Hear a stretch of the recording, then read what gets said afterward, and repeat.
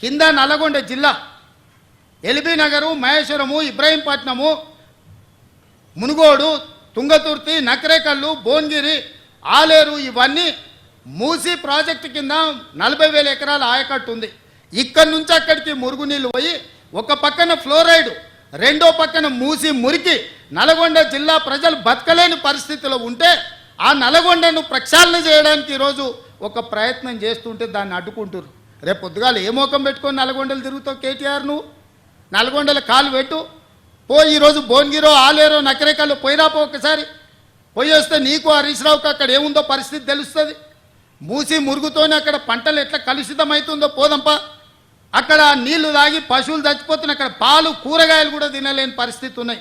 ఆకు కూరలు కూడా ఈ కలుషితమైన నీళ్ళ వల్ల ఎంత కాలుష్యం వచ్చి ఎంత విషంగా మారిందో నల్గొండ జిల్లా. ఈరోజు వాళ్ళు విషం దిగమింగుకొని నల్గొండ ప్రజలు బతుకుతున్నారు. ఇవాళ విషాన్ని దిగమింగుతున్నది నల్గొండ. ఆ నల్గొండను బాగు చేయడాలంటే మూసి ప్రక్షాళన చెయ్యాలి. ఆ మూసీని బాగు చేద్దామని మేమంటే మీరు అడ్డం పడుతున్నారు. అంటే నల్గొండ ప్రజలు సావాల్సిందేనా శాశ్వతంగా?